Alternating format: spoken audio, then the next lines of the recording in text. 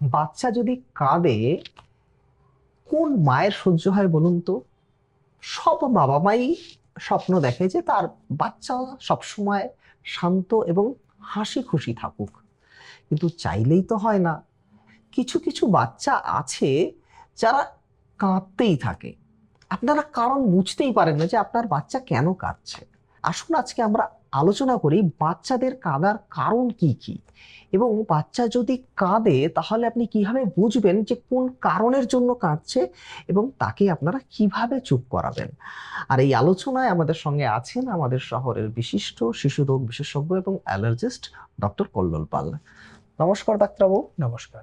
যেটা বলছিলাম যে সেটা হচ্ছে যে বাচ্চারা কেন কাঁদে, কাঁদার কত রকম কারণ আছে, আর কাঁদলে আমি আমার বাচ্চাকে কি করে ঠান্ডা করব। বাচ্চারা কেন কাঁদে বলতে গেলে আগে বলতে বড়রা কেন কাঁদে। বিভিন্ন সমস্যা জীবনে, সেজন্য সে কাঁদে। বড়দের সেটা সমস্যা অল্প হতে কান্নার পারে। সমস্যা অনেক কিছু থাকতে পারে, কিন্তু হ্যাঁ, দেখুন সবার রেসপন্স সমান নয়। কেউ ঠিক আছে। ধরুন কোথাও ঘুরতে যেতে পারলো না, তার জন্য কাঁদলো। কারো ব্রেকআপ হয়ে গেল কারো breakup কাঁদলো, হয়ে তার চাকরিতে প্রমোশন হলো না বলে কাঁদলো, পরীক্ষায় ফেল করলো বলে কাঁদলো। আবার কেউ ভালো হ্যাঁ, চাকরি পেলো বলেও কাঁদতে পারে। ঠিক আছে, যাই হোক, তো তাদের জোকস অ্যাপার্ট, যে তাদের ব্যাপারটা আলাদা, কিন্তু বাচ্চাদের ক্ষেত্রে আমাদের একটু সিরিয়াসলি ভাবতে হবে। একদম। আগে আমি আসি যেগুলো কমনলি বাচ্চাদের হতে পারে। কি হচ্ছে, ফার্স্টেই বাচ্চার খিদে পেয়েছে, বাচ্চা কাঁদছে। আচ্ছা, সেটা বলতে পারে না, বাচ্চা খিদে পেয়েছে, সে কেঁদে আপনাকে জানাচ্ছে যে আমাকে তুমি খেতে দাও। আচ্ছা। নাম্বার 2 হচ্ছে কি, যে বাচ্চা ধরুন যে কোনো হিসু পটি করে ফেলেছে, সে ভিজে আছে, তার ইরিটেশন হচ্ছে, তার বিরক্ত লাগছে, সে কাঁদছে, আমাকে এর থেকে বের করো। বেশ, দুটো। তারপরে হ্যাঁ, তারপরে ধরুন হতে পারে যে বাচ্চা কোলে ওঠার জন্য কাঁদছে। আচ্ছা, আপনি তাকে অ্যাটেনশন দিচ্ছেন না, একটু কোলে নিয়ে তাকে ঘুরলে সে থেমে যাচ্ছে। আচ্ছা, এটা তো খুব কমন শুনতে পাই। হ্যাঁ, বাচ্চা আমার বাচ্চা এমনি ঠিক থাকে, মানে কোলেই ঠিক থাকে, নিচে রাখলেই বাচ্চা কাঁদতে শুরু করে দেয়। একদমই তাই হলো।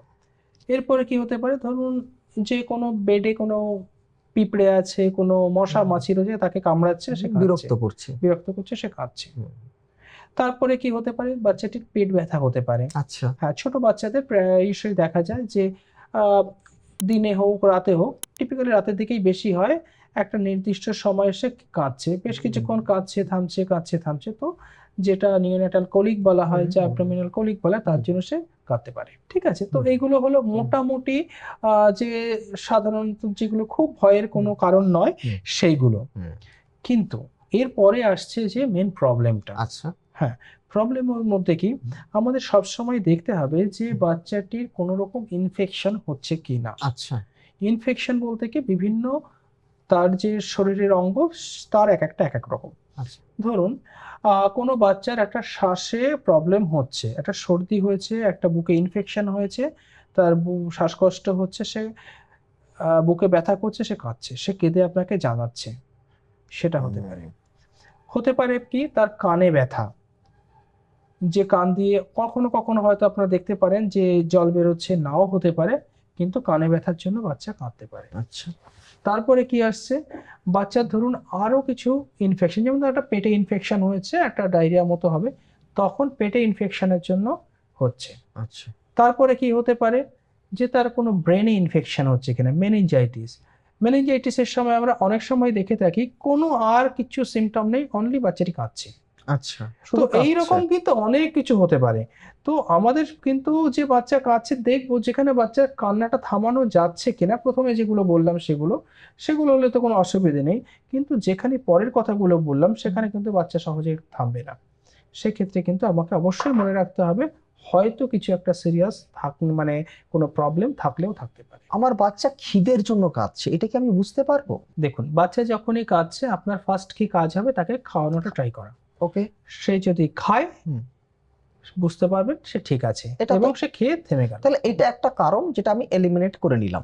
নেক্সট, এবার হচ্ছে ঘটনা হচ্ছে যদি বিছানায় যদি পটি বা মানে ইউরিন করে থাকে, সেটাও আমি দেখে নিলাম, এটাও এলিমিনেট হয়ে গেল। এবার ঘটনা হচ্ছে যে আমার বাচ্চা পেটে ব্যথার জন্য কাঁদছে, আমি কি করে বুঝবো? পেটে ব্যথা, নিউবর্নের যে কান্নাটা খুব টিপিক্যাল একটা দেখা যায়, যে বাচ্চাটি কাঁদছে, কিছুক্ষণ আবার থেমে গেল, পুরো ভালো, আচ্ছা আবার কাঁদছে, আবার থেমে গেল।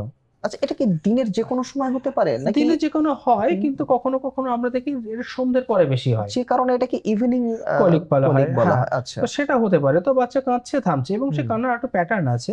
সে পুরো কুঁকড়ে যাচ্ছে, হাত পা পুরো কাছে নিয়ে কাঁদছে, আবার আচ্ছা থেমে যাচ্ছে, তার আচ্ছা চোখ মুখ লাল হয়ে যাচ্ছে। আচ্ছা তো এটা কিন্তু সেটা হয়। এবং এটা আরেকটা যেটা দেখা যায় রোজই ওই সময়টায় আসলে কিন্তু হচ্ছে। মা আচ্ছা বাবা অনেক সময় কিংবা দিদারা অনেক সময় প্রেডিক্ট করে, না এই তোর কান্নার সময় হয়ে গেল। আচ্ছা, এইবার ঘটনা হচ্ছে, তো এই তিনটে জিনিস তো বুঝতে পারলাম। এবার যদি আমার কানে যদি কিছু হয়, তো সেইটা একজন বাবা মা কি করে বুঝবেন যে কানে কোনো সমস্যা হচ্ছে কিনা, বা ভিতরে কোনো ইনফেকশন আছে কিনা? মানে এটা কি কোনো বোঝার উপায় আছে? দেখুন, ইমিডিয়েটলি বোঝার জন্য যেটা বাড়িতেই আপনি পারবেন, হুম। সেটা দেখতে হবে তখন বাচ্চার কোনো নাকে সর্দি আছে কিনা। আচ্ছা নাকে যদি সর্দি থাকে, তার কিন্তু কানে একটা ব্যথা হতে পারে। আচ্ছা, যেটা বড়দেরও হয় অনেক ক্ষেত্রে, একদমই একটু তাই, বাচ্চা হ্যাঁ। বাচ্চা একটু বড় বাচ্চাদের হয় হয় যেটা। তারপরে আসছে কি, হুম। কান দিয়ে অনেক সময় জল কিংবা পুঁজ আসতে পারে যদি কানে ইনফেকশন হয়। আচ্ছা তো সেটাও আমরা একটা টর্চ মেরে দেখতে পারি। হুম। খুব বেশি টানাহিচড়া করার দরকার নেই, জাস্ট টর্চ মারলে বেশি থাকলে আপনি দেখতে হুম। পারবেন। তো আর পরের দিন যে মনে আছে, আপনি ডাক্তারবাবুর সঙ্গে কথা বলে নেবেন যে আমার এই হচ্ছে, কিংবা সেই যদি দিন আপনি যেহেতু বুঝতে কানে, পারেন যে হ্যাঁ এরকম একটা গন্ডগোল হচ্ছে। অনেক সময় হয় কি কানের এইখানে একটু প্রেসার দিলে হালকা একটা তার ব্যথাটা বাড়ছে। আচ্ছা সেটা কখনো কখনো সব বাবা মা সেটা বুঝতে পারবেন যে তা নয়। হুম। তো সেটা আমরা অতটা জোর দিচ্ছি না এক্ষেত্রে। আচ্ছা, আরো একটা যেটা বললেন যে বাচ্চা এমনি ঠিক আছে, শুইয়া মানে মানে কোলে ঠিক আছে, কিন্তু নিচে রাখলেই কাঁদতে শুরু করছে, তো এইখানটা মানে কি করবে বাবা মা এখানে? মানে এটার কি কোনো উপায় আছে? দেখুন, সে আপনাকে চাইছে, হ্যাঁ। আপনার যে টেম্পারেচার বডির, আপনার যে ভাইব্রেশন, সে সেটা এনজয় করে। আচ্ছা তো এটা করতে হবে, আপনি তাকে কোলে নিয়ে ঘুরুন। হ্যাঁ, সে চাইছে আপনাকে, তো আপনার তো কর্তব্যের মধ্যে পড়ে। আর এটা একটা ভালো জিনিস, সে এটা করলে আপনার সঙ্গে তার বন্ডিংটা বেটার। হুম। যদি আপনি এখন থেকে তাকে অভ্যাস করেন যে তুমি কাঁদলেও এখানেই থাকো, সে আস্তে আস্তে সেটা হয়তো সহ্য করে নেবে, হুম। পরেও আপনার প্রয়োজন তার হবে না। তাহলে মোটামুটি যেগুলো সাধারণ সমস্যা সেগুলো তো আপনি এক্সপ্লেন করলেনই, এবং পেটে ব্যথা হলে কি ধরনের বাচ্চা আচরণ করে, কোন সময় কাঁদে সেটাও বললেন। আর বাকি যে সমস্যাগুলোর কথা বললেন সেগুলো বাবা মার তো আমার মনে হয় না সহজে বুঝতে পারবেন। তার জন্য অবশ্যই একজন বিশেষজ্ঞের কাছেই পৌঁছতে হবে, এবং যেমনটা তিনি ডিটেক্ট করবেন, বা তিনি যেমনটা মনে করবেন সেইভাবে তার চিকিৎসাটা এগোবে। এবার ঘটনা হচ্ছে যে আমার বাচ্চার জটিল কোনো সমস্যা হচ্ছে কিনা, এবং সেই কারণে আমার বাচ্চা কাঁদছে কিনা আমি কিভাবে বুঝবো? দেখুন, এই ক্ষেত্রে একজন এক্সপার্টের যে ভিউ থাকবে, সেটা বাবা মায়ের হয়তো নাও থাকতে পারে। তবে কিছু কমন জিনিস আপনাকে কিন্তু মাথায় রাখতেই হবে। যেমন? যেমন ধরুন, যদি আমার কোনো বাচ্চার পেটে ইনফেকশন হলো, হুম। তো পেটে ইনফেকশন কি হয়, তার একটা বমি হতে পারে, হুম। তার পটি হতে পারে। হুম। পটির সঙ্গে কখনো কখনো হয়তো একটু সর্দি, মানে মিউকাস আসতে পারে, আচ্ছা ব্লাড আসতে পারে। আচ্ছা, ব্লাডও আসতে পারে। হ্যাঁ, তো আচ্ছা। পেটে ইনফেকশন এগুলো আসবে। হুম। অনেক সময় পেটে যদি আমি প্রেস করি, দেখবো হয়তো পেটটা ফাঁপ। এটা বাবা মা হয়তো বুঝতে পারবেন না, হুম। কিন্তু আপনার ডাক্তারবাবুর কাছে গেলে তিনি হয়তো কিভাবে সেটা করতে হয় সেটা তিনি শিখিয়ে দিতে পারবেন আপনাকে। আচ্ছা। এটা হলো পেটের ব্যাপার। হুম। বুকের যদি কোনো চেস্ট ইনফেকশন হয়ে থাকে, তো সেক্ষেত্রে কি হবে, হয়তো বাচ্চাটা কাশি আছে, হুম। তার সঙ্গে একটা বুক ঘড়ঘড় করছে, নাক দিয়ে জল বেরোচ্ছে, জ্বর আসছে। হুম। তো যে আমাদের চেস্ট ইনফেকশনের যে হুম। যে অন্যান্য সিমটম গুলো সেটা থাকবে। হুম। সিরিয়াসনেস খুব যেটা বাড়ে সেটা হলো মেনিনজাইটিস। মেনিনজাইটিস দেখুন, এটা খুব ডিফিকাল্ট বোঝা, কিন্তু কয়েকটা জিনিস আমরা অবশ্যই মাথায় খেয়াল রাখতে পারি। যেমন ধরুন, যদি খুব ছোট বাচ্চা যার ব্রহ্মতালু বা ফ্রন্ট অ্যানালিটা ওপেন রয়েছে, তো কখনো কখনো এই ইনফেকশনে সেটা কিন্তু ফুলে যায়। নরমাল সে ফ্ল্যাট থাকে, হুম। সে কিন্তু ওটা ফুলতে পারে, আচ্ছা। এটা বোঝা যেতে পারে। আর একটু বড় বাচ্চা হলে আমরা বাড়িতে একটা ট্রাই করতে পারি, যে তাকে বলি যে তার যে চিনটা বুকে লাগাতে। আচ্ছা। সে যে নরমালি লাগাতে পারে সেটা কিন্তু অসুবিধে নয়। যদি মনে হচ্ছে এটা সে লাগাতেই পারছে না, কিংবা লাগাতে গেলে ঘাড়ের পেছনে ব্যথা হচ্ছে, হুম। সেটা কিন্তু একটা মেনিনজাইটিসের লক্ষণ হলেও হতে পারে। আচ্ছা।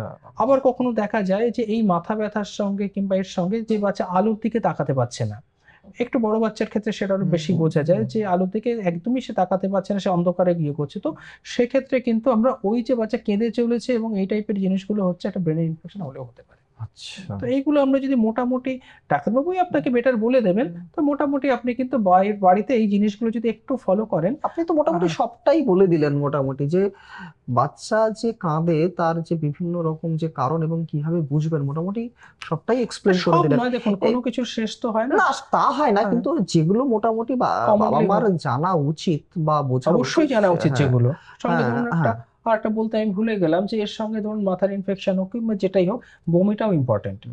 তো পেটে ইনফেকশনও বমি হতে পারে, চেস্টে ইনফেকশন হলে কাশতে কাশতে বমি হতে পারে, কিংবা ব্রেনে ইনফেকশনও বমি হতে পারে, সেটাও কিন্তু একটু মাথায় রাখতে হবে। না, বাচ্চা যদি কাশে বা তার যদি বুকে ঘড় ঘড় শব্দ হয়, তাহলে তো বাবা মারা বুঝেই যাবেন যে এটা ঠান্ডা লাগার জন্য বা চেস্টে কোনো ইনফেকশনের জন্য হয়েছে। অনেক ক্ষেত্রেই দেখা যায় যে সব সময় ডাক্তার অ্যাভেলেবেল থাকেন না, সেটা শহরেও হতে পারে, গ্রামেও হতে পারে। তো সেক্ষেত্রে বাবা মারা কি করেন, যে ওষুধের দোকানে যান এবং বলেন যে আমার বাচ্চা কাঁদছে, কি করা যায় একটা ওষুধপত্র। তো সেখানকার যিনি ওষুধের দোকানে যিনি থাকেন, তিনি তার মতন করে একটা ওষুধ দিয়ে দেন এবং বাবা মারা এনে খাইয়েও দেন। তো আমার প্রশ্ন হচ্ছে যে এই যে প্র্যাকটিসটা, এটা কতখানি ঠিক? প্রথমের যে কারণগুলো আমি বলছিলাম সেগুলো তো খুব কমন কারণ, পরেরগুলো বেশ ঝামেলার কারণ। কিন্তু একটা বাবা মার পক্ষে সবসময় সেটা বোঝা সম্ভব নয়। এবং এটাও ইম্পর্টেন্ট যে যখন বাচ্চাটি কাঁদছে, তারা এতটাই অ্যাংশাস থাকছেন যে তার ডিসিশন মেকিংটাও কিন্তু খুব ভালো হচ্ছে না। তো সেক্ষেত্রে কিন্তু আমার মনে হয় কোনো এই টাইপের এক্সপেরিমেন্টগুলো না করাটাই ভালো, যে আমি মেডিসিন শপে গিয়ে বললাম আমার বাচ্চা কাঁদছে, একটা ওষুধ দাও। মানে এটা করা কিন্তু খুব বুদ্ধিমত্তার লক্ষণ হবে না। সেক্ষেত্রে আপনার যে পেডিয়াট্রিশিয়ান আছে, আপনি তার সঙ্গে কন্ট্যাক্ট করতে পারেন যে এটা হচ্ছে। এবং যদি সেটা সম্ভব না হয়, আপনার যে বাড়ির ধারে কাছের কোনো হেলথ কেয়ার সেন্টার হতে পারে, কোনো হসপিটাল হতে পারে, কোনো নার্সিং হোম হতে পারে, সেখানে নিয়ে যান। হয়তো আপনার মনে হতে পারে যে না, আমি একটুকুর জন্য কেন কাঁদবো, কিন্তু সবসময় কিন্তু আমাকে খারাপ জিনিসটা আগে ভাবতে হবে। তাহলেই দেখবেন আপনার বাচ্চা অনেক ভালো থাকছে। থ্যাংক ইউ ডাক্তারবাবু, এত ইম্পর্টেন্ট তথ্য আমাদের সঙ্গে শেয়ার করার জন্য। যারা দেখলেন আমাদের এই ভিডিওটি, তারা নিঃসন্দেহে উপকৃত হবেন। বাচ্চাদের বিভিন্ন সমস্যা নিয়ে যদি আপনাদের কোনো প্রশ্ন থাকে বা কোনো টপিক নিয়ে যদি আপনারা কিছু জানতে চান, আমাদের কমেন্ট বক্সে লিখে জানান। আমরা চেষ্টা করব সেই বিষয়ের উপরে একটা ভিডিও করার। আজ এ পর্যন্তই, আবার দেখা হবে অন্য কোনো দিন, অন্য কোনো এপিসোডে। নমস্কার। নমস্কার।